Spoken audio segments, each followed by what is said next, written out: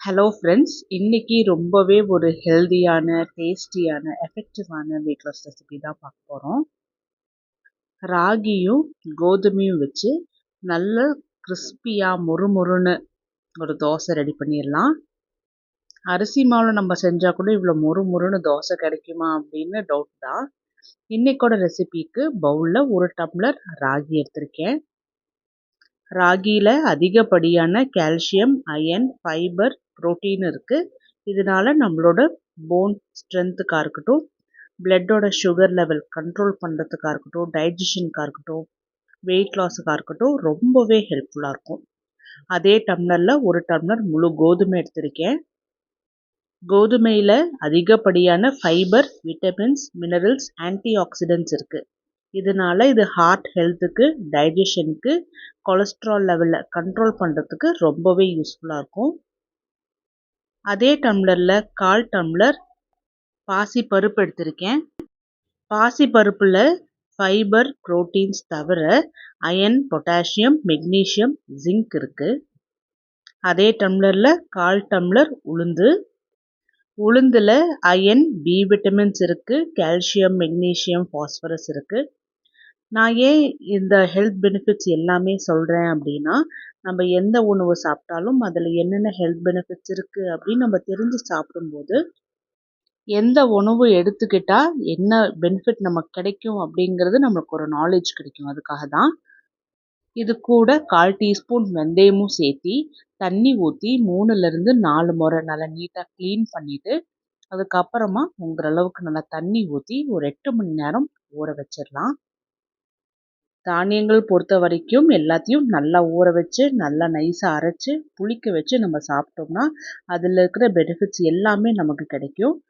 8 மணி நேரத்துக்கு அப்புறம் எல்லாமே நல்லா ஊறி வந்திருக்கு. இதை தண்ணியிலிருந்து வடித்து எடுத்து மிக்ஸி ஜாருக்கு ட்ரான்ஸ்ஃபர் பண்ணிவிட்டு, தேவையான அளவுக்கு கல்லுப்பும் தண்ணியும் சேர்த்தி நல்லா நைஸாக அரைச்சி எடுத்துகிட்டு வந்துடலாம்.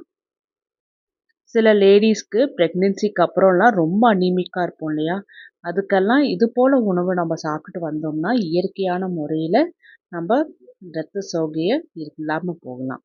இப்போ 8 மணி நேரம் ஆயிடுச்சு. நல்லா புளிக்க வச்சாச்சு. மாவு பாருங்கள் எந்த அளவுக்கு நல்லா புளிச்சு வந்திருக்குன்னு.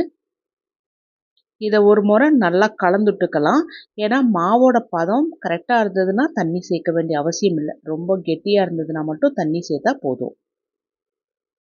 மாவு தோசை ஊற்றுறதுக்கு கரெக்டான பதத்தில் இருக்கிறதுனால எக்ஸ்ட்ராவாக தண்ணி எதுவும் சேர்த்த வேண்டிய அவசியம் இல்லை. தோசைக்கு நல்ல ஒரு காரசாரமான சட்னி ரெடி பண்ணிடலாம். கடாயில் 1 டேபிள் ஸ்பூன் கடலெண்ணெய் ஊற்றி எண்ணெய் சூடான உடனே ஒரு 20 பல்லு பூண்டு, 2 நார்மல் சைஸ் வெங்காயம் பெருசு பெருசாக கட் பண்ணி போட்டு மீடியம் டு ஹை ஃப்ளேமில் வச்சு நல்லா ஒரு ப்ரௌன் கலரில் ஆகிற அளவுக்கு அப்பப்போ நல்லா கலந்துட்டு வதக்கி எடுத்துக்கலாம். இது பூண்டு கார சட்னிங்கிறனால கொஞ்சம் உரப்பாக தான் இருக்கும். ஸோ உங்களோட காரத்துக்கு ஏற்ற மாதிரி நீங்கள் அட்ஜஸ்ட் பண்ணிக்கணும். ஏன்னா வெயிட் லாஸ் பண்ணும்போது ரொம்ப சப்புன்னு சாப்பிட்டாலும் ஒரு மாதிரியாக இருக்கும். கொஞ்சம் காரசாரமாக உரப்பாக சாப்பிடும்போது ரொம்ப பசி எடுக்காமல் அந்த நல்ல ஒரு ஃபில்லிங்கான ஒரு ஃபீலிங் இருக்கும். காரத்துக்காக அதே கடாயில் நான் ஒரு 5 வரமிளகா போட்டு இதையும் நல்லா மொறுமொறுன்னு வறுத்து எடுத்திருக்கேன். அதே கடாயில் கொஞ்சமாக ஃபஸ்ட்டு ஊற்றின எண்ணெயே தான் மீதி இருக்குது. அதில் ஒரு சின்ன துண்டு புளியும் சேர்த்து இதையும் நல்லாவே அந்த இருக்கிற எண்ணெயிலே வதக்கி எடுத்துட்டு மிக்ஸி ஜாருக்கு போட்டுட்டு, இது கொஞ்சமாக ஆறுனதுக்கு அப்புறமா தேவையான அளவுக்கு கல்லுப்பும் போட்டு நல்லா அரைச்சி எடுத்துகிட்டு வந்துடலாம். இப்போ நம்ம சேர்த்திருக்கிற இன்க்ரீடியன்ட்ஸ் எல்லாமே உங்களுக்கு தெரியும். எல்லாமே கொஞ்சம் நல்லா உரப்பாக இருக்கக்கூடிய ஐட்டம்ஸ் தான். இதை நான் தண்ணி சேர்த்தாமல் அரைச்சி எடுத்துகிட்டு வந்து கலந்தெடுத்து வச்சுருக்கேன். கொஞ்சம் கெட்டியாக இருந்தால் நல்லாயிருக்கும் அப்படின்னு. தோசை தவா கொஞ்சமாக சூடானதுக்கு அப்புறமா ஒரு குழிக்கரண்டி அளவுக்கு மாவு எடுத்து நல்லா மெல்லிசாக நான் தேய்ச்சி எடுத்துக்க போகிறேன். உங்களுக்கு தொன்னமாக பிடிக்கும்னா நீங்கள் தொன்னமாக சேர்த்திக்கலாம். இல்லை நல்லா மொறுன்னு வேணும்னா சேர்த்திக்கலாம். இதில் நான் எண்ணெய் சேர்த்தலை. நீங்கள் நெய் இல்லாட்டினா கடலெண்ணெய், தேங்காய் எண்ணெய், நல்லெண்ணெய் எதுவாக இருந்தாலுமே ஒரு 1/4 டீஸ்பூன் சேர்த்துறதுல ஒன்றும் தவறு கிடையாது. வெயிட் லாஸ் பண்ணுறோம் எண்ணெய் சேர்த்தக்கூடாது அப்படிலாம் இல்லை. எண்ணெய் சேர்த்திக்கோங்க. அப்போ தான் நம்ம ஸ்கின் ட்ரை ஆகாமல் பளபளன்னு இருக்கும். அதுவும் ஒரு அட்வான்டேஜ் தான். இல்லைன்னா ரொம்ப ட்ரை ஆட்டம் ஆகிடும். நான் வந்து இன்னைக்கு 2 தோசை செஞ்சு எடுத்திருக்கேன். நல்லா மொறுமொறுன்னு போட்டு எடுத்திருக்கேன்.